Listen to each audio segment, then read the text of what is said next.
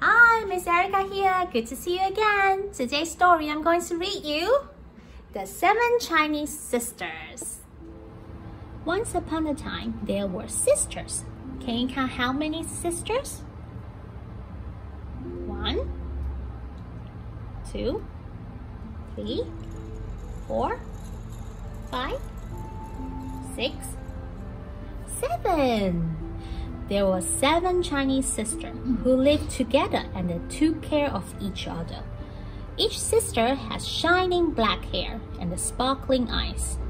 Each stood straight and tall, except for 7 sisters, who was just a baby.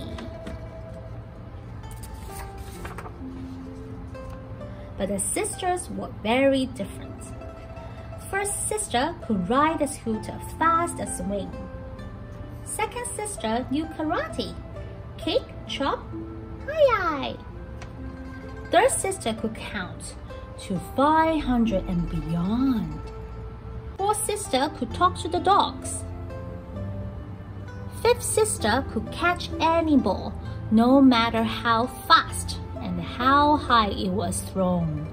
Sixth sister could cook the most delicious noodle soup in the world. And seventh sister? No one was really sure yet what she could do, as she was so little and had never spoken even one word.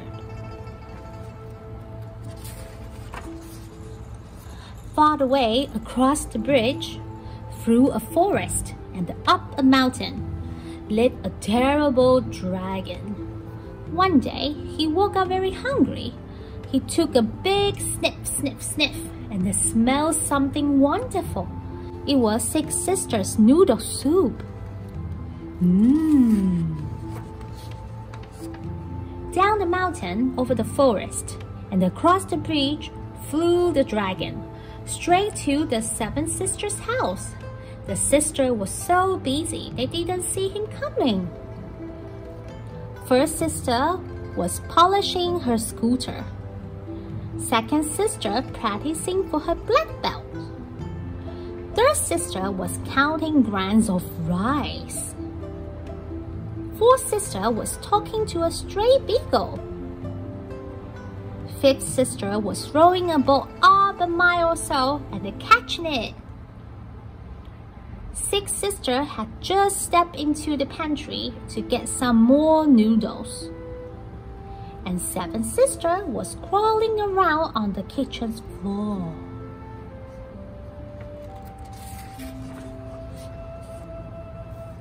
When the dragon peeked in the kitchen door and saw plump little seventh sister, he forgot all about the soup. Instead, he snatched up the baby. Oh no! Then he flew back over the bridge and forest, up the mountain and into his cave. Over here. But as soon as the dragon set seventh sister down, he was just going to get some salt. She said her first word ever. It was an excellent word. It was, help! The sixth sister had just started to look for seventh sister when they heard her call. Right away, they knew her voice. Seventh sister in trouble, cried first sister, leaping on her scooter. We must save her. The other sister hung up behind, pulled by first sister, who was strong as well as fast. The sisters sped across the bridge. Beyond was the deep forest filled with many trees. So many, third sister counting them by twos. Now, seventh sister cries were louder. Help! Help! Help! The sister headed up the mountain and soon reached the dragon's cave. They could smell smoke and hear the most awful roars. Fourth sister listened carefully. Dragons do not talk exactly like dogs, but still, she could understand a little. The dragon was rolling. There's no use calling for help. "You're going to be my supper." And suddenly, Seven Sisters shouted her second words ever, which was, "No!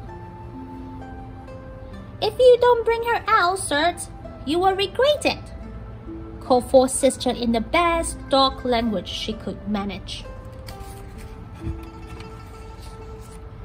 The dragon stopped roaring. What was that girl yelling? All he could understand was, "Bring her out, sirs." But no one had ever tried to talk to him before, and he was so curious, he picked up the seventh sister and they rushed outside. Second sister stepped forward, then, fast as lightning, she leaped into the air, slapped the dragon on the chin, and shouted, "Hiya!" The dragon was so surprised that whoop! Seven Sister flew out of his mouth. "Back, back, back, back, back, ran fifth sister. Back, back, back, and reach up, up, up." She called Seven Sister neatly, like a flying ball.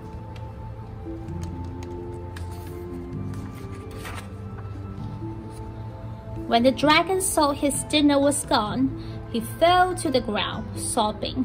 "Hungry, hungry," he whimpered. And fourth sister understood him perfectly, because the word hungry is exactly the same for dragons as it is for dogs. "He's starving," she explained. And now all the sister could see, he was quite skinny and a sort of sad.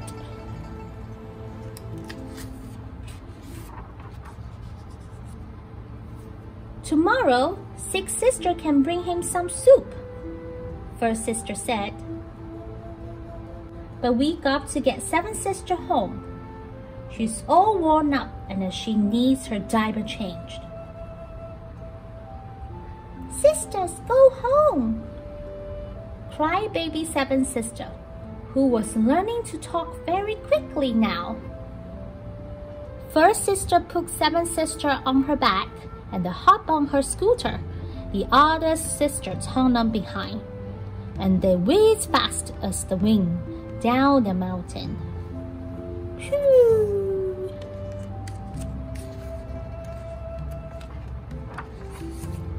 But when they reached the forest, first sister stopped. Now they didn't have seven sisters cry to guide them. How could they find their way through all these trees? "Don't worry," said third sister. "I counting the trees when we came. We must go past 500. And so, when the third sister had counting 500 trees, by twos, the seventh sister came to the bridge.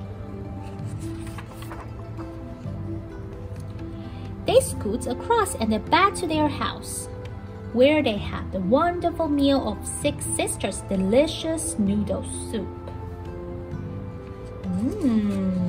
Yummy. And what did seventh sister do when she grew tall?